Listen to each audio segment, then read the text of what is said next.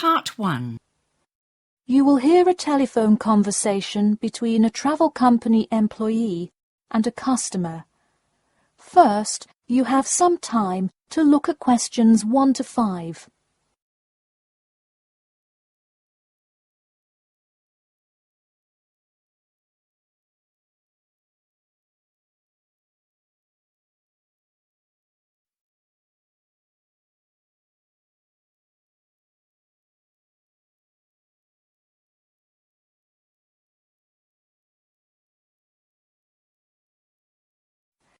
Listen carefully and answer questions 1 to 5. Hello? Hi, good morning. This is Talia from Parrot Bay Travel Agency. Is Robert Goddard there? Yes, speaking. I'm so sorry that I made such an early phone call, and I'm calling to ask a few questions about your most recent vacation. Could I have 5 minutes of your time? Sure thing. Great, thanks. Now, I see here that you visited Melbourne. Was this your first visit to Melbourne? No, I have actually been there twice before. I see. Now, what would you say was your favourite part about Melbourne? Well, I did like seeing the exotic wildlife, and there are great sights to see, but I have to say I was most impressed by the amazing weather. Yeah, the weather there is amazing. Which of the sites listed as part of our official tour did you see? And of those, which was your favourite? First I saw the theatre, which was beautifully designed. It was not nearly as cool as the town hall, though. The building is a huge part of Melbourne's history. Definitely my favourite. I saw the aquarium too, but wasn't too impressed. I see. Yes, people often have great reviews of Town Hall. Now, I would like to ask you about your dining experience. Did you enjoy the food there? Absolutely, I loved it. I'm glad to hear it. Could you tell me a little bit about what you most enjoyed about the food?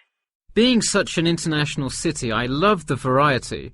I could find any type of food I wanted, whether I wanted seafood, burgers, or anything else. You name it, and they had it. Did you drive to Melbourne? No, I flew. I thought about going by train, but in the interest of time, I decided to go by plane. Right, I see. Before you hear the rest of the conversation, you have some time to look at questions 6 to 10.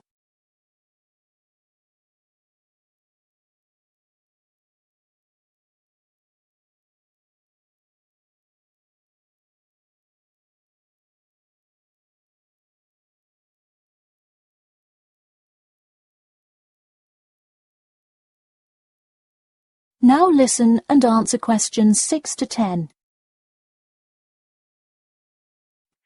And would you mind telling me whether you are under 20, between the ages of 20 and 40, or older than 40? It would be nice if I was still under 20.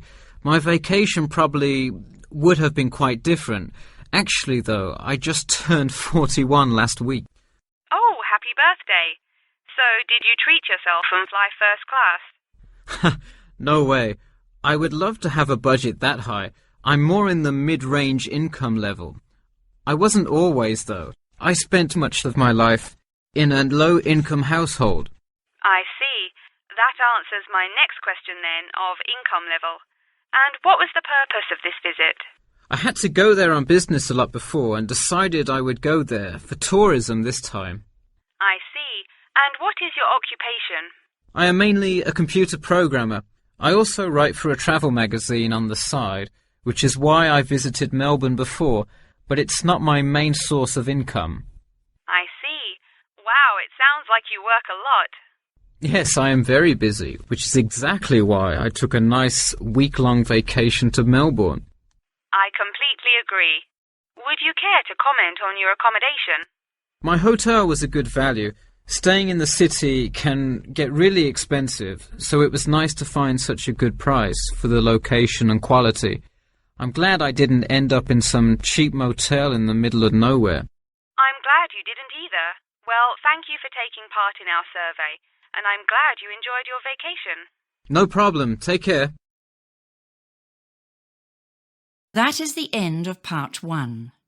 You now have half a minute to check your answers.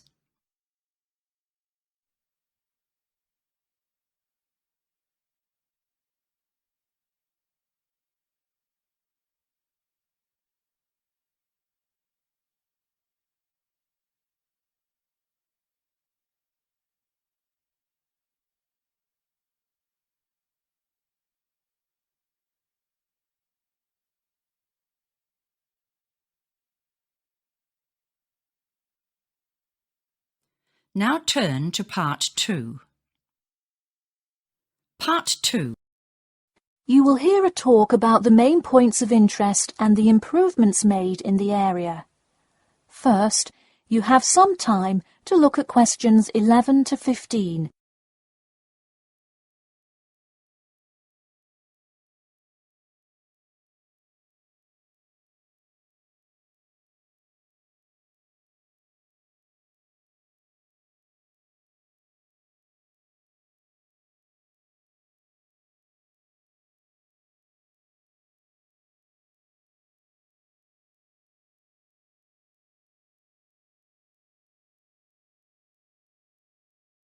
Now listen carefully and answer questions 11 to 15. Thank you all for coming to our community meeting. As you know, we're excited to unveil our improvement plan as we look forward to the influx of tourists in the summer months. I'll start with a quick overview of the main points of interest in the area for anyone who may not quite know his or her way around yet, and then I'll get to the improvements made. First off is my favourite, the Science Museum, which is on the corner of St George Road. If you have not visited yet, I encourage you to go before the busy season. It is absolutely spectacular. There is even a flight simulator you can try out. Just west of the Science Museum is the National History Museum. It's a sight not to be missed as well, with each floor devoted to a different era in our nation's history. There are special exhibits for children with interactive games and fun history lessons too. If you're looking for parking, it is available on the intersection of Queen Street and South King Street in the car park. Standard hourly and daily rates do apply. The best place for souvenirs is the shopping mall, though it gets extremely busy during peak times. You can get there from the Tube or the entrance on Timber Road, just south of Cornwell Road. This area has students everywhere, usually from the primary school across the street from the shopping mall. Classes often take field trips and engage in guided tours through the area. So that's the overview of the main sites, and hopefully by now I've given you a general idea of the area. Before you hear the rest of the talk, you have some time to look at questions 16 to 20.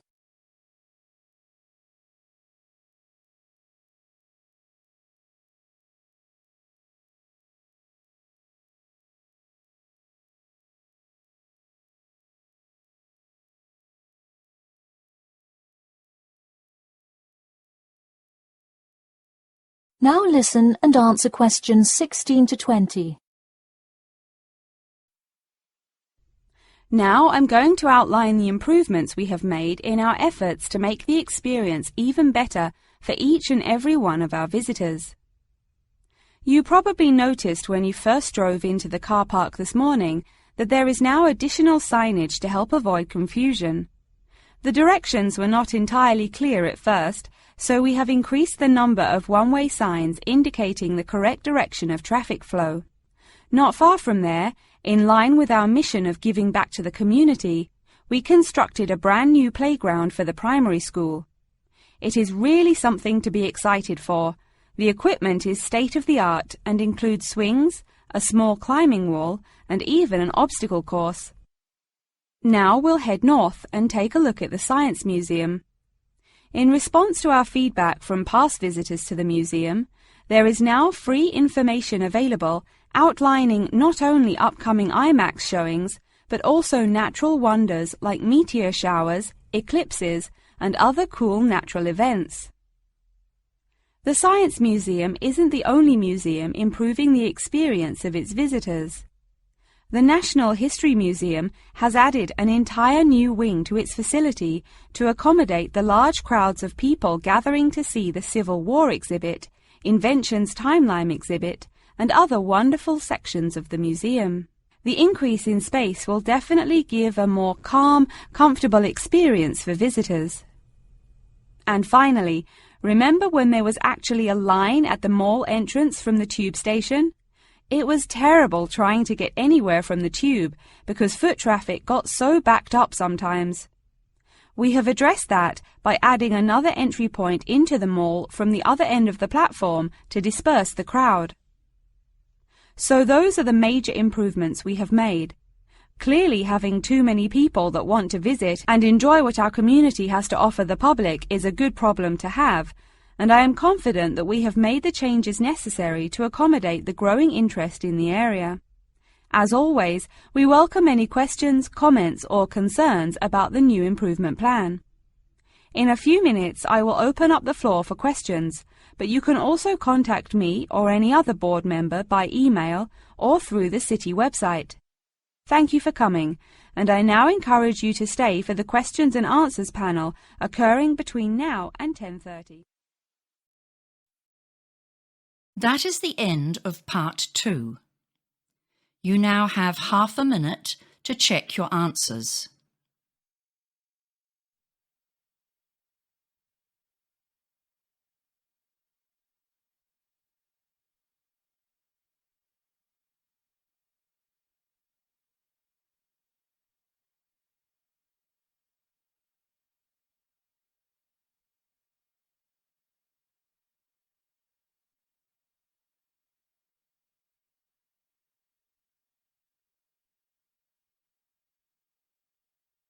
Now turn to part 3.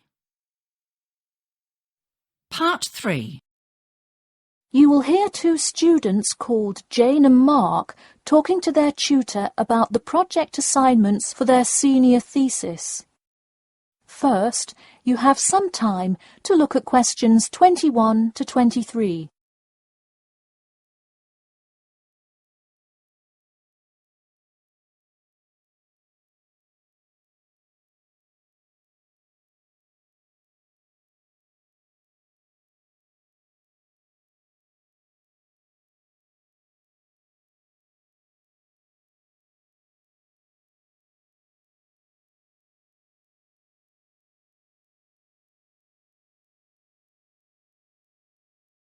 Now listen carefully and answer questions 21 to 23.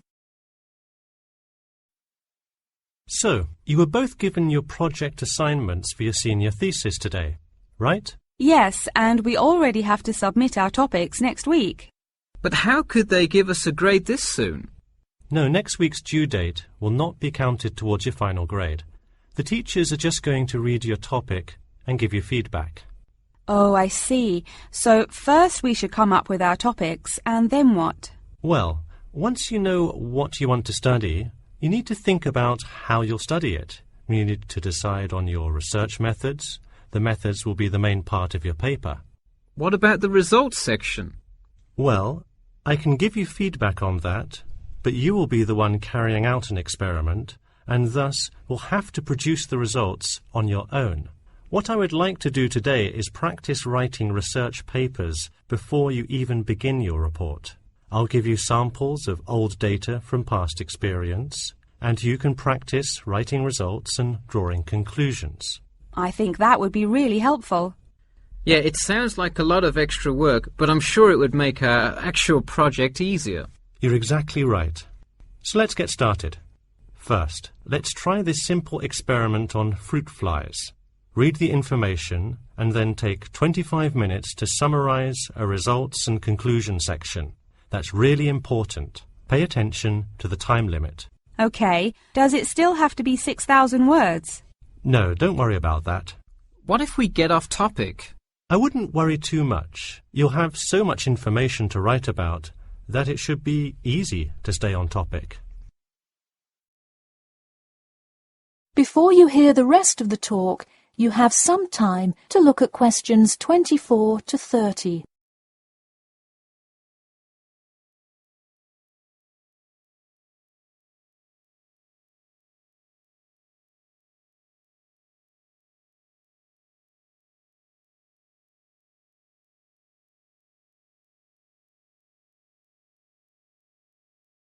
Now listen carefully and answer questions 24 to 30.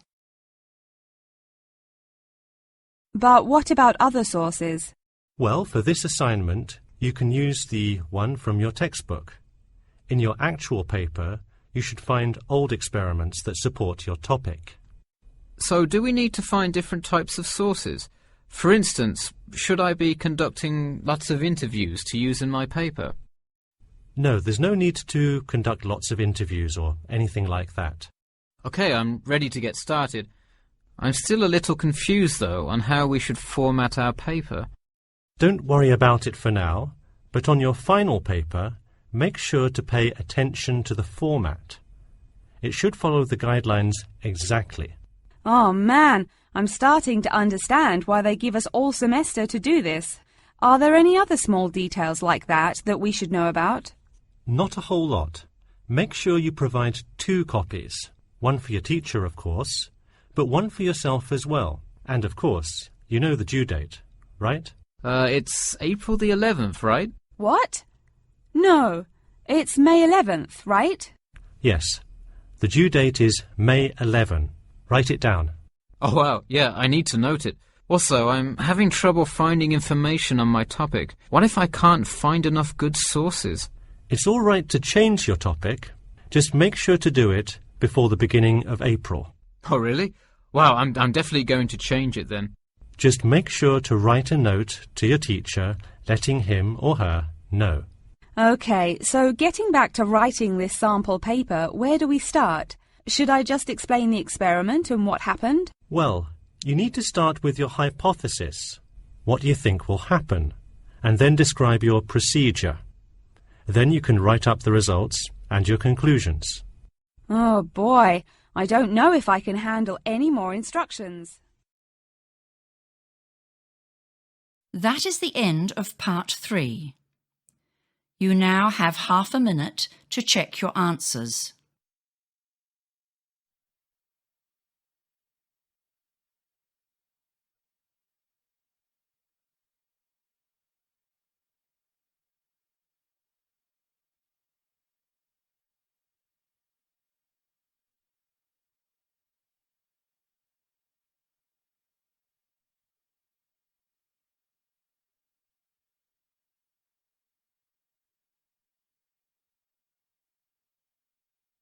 Now turn to part 4.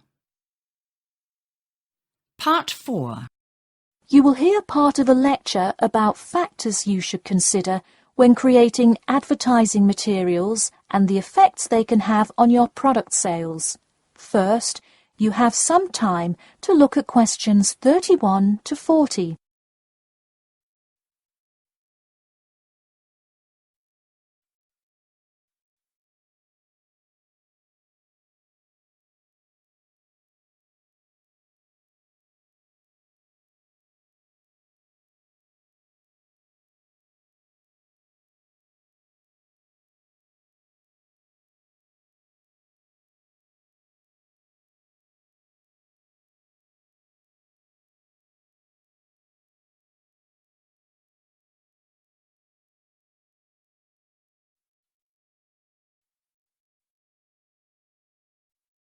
Now listen carefully and answer questions 31 to 40.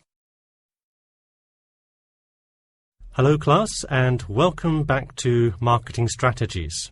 This week I will expand upon last week's lecture by talking about factors you should consider when creating advertising materials and the effects they can have on your product sales.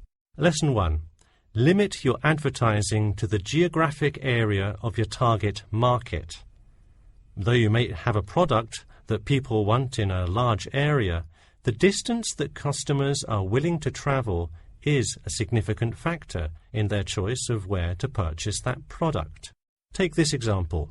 If you're really hungry and decide you want a burrito, would you choose the restaurant that is a block from your apartment, or the one that is just as good, or even slightly better, across town? Of course, you'd pick the closer restaurant. Next, there's the method of communication to your target market. How do you decide among radio ads, TV commercials, flyers, or even word of mouth? While we often think of the visual presentation of ads, there's much more to advertising than the look. Studies show that consumers are much more likely to remember advertising slogans if there's also a sound plate. Did you know that your sense of smell is closely linked with memory? Think about Mandy's candy store up the road. Every time you walk past it, you can just smell the chocolate, right? I bet you can almost smell it now.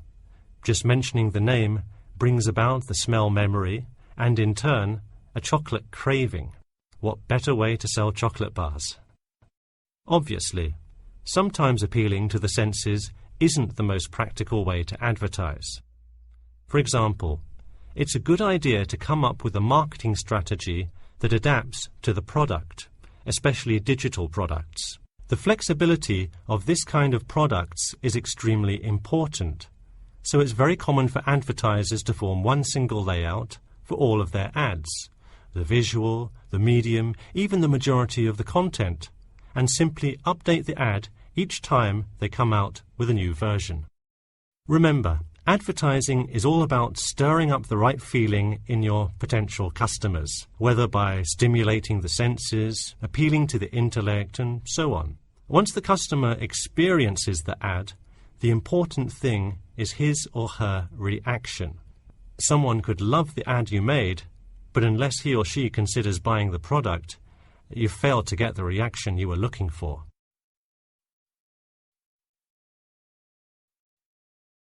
So once you have successfully reached your target customer, and you have his or her business, often you will want to expand to a larger market. More often than not, the same marketing strategies you used in your small campaign may not work for a larger audience.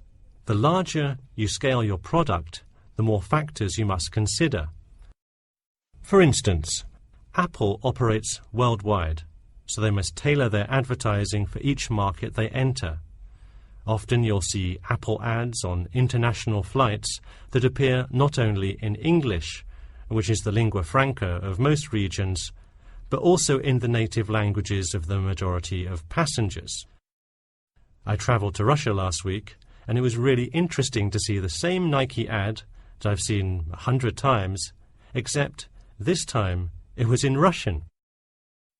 Okay, going back to the medium of the advertisement, even after choosing to create print ads instead of radio announcements, television commercials, etc., there is more to consider.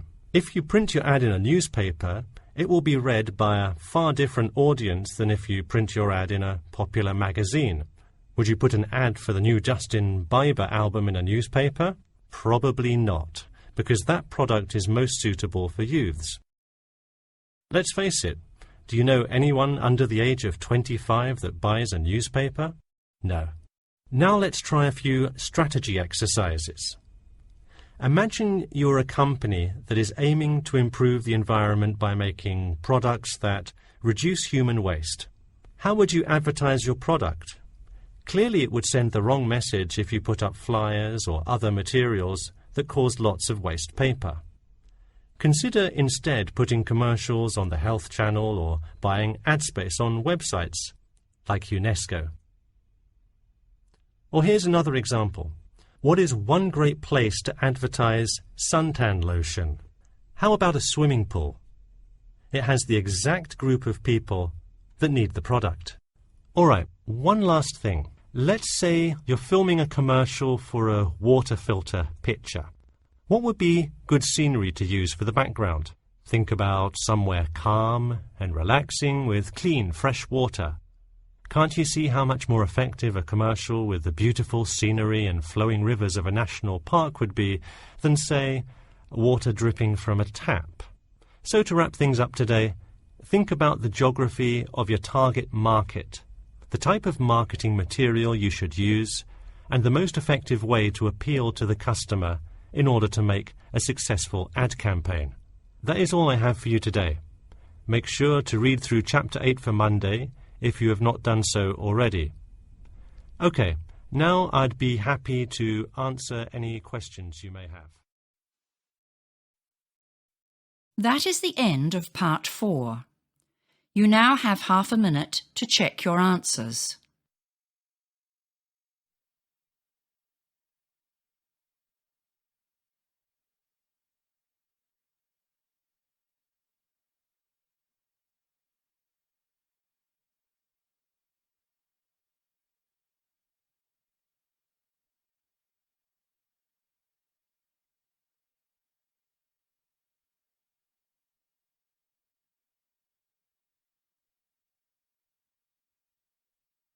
That is the end of the listening test.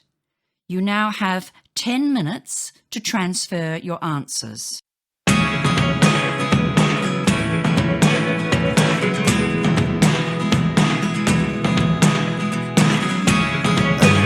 really know what's going on. Look at me sometimes.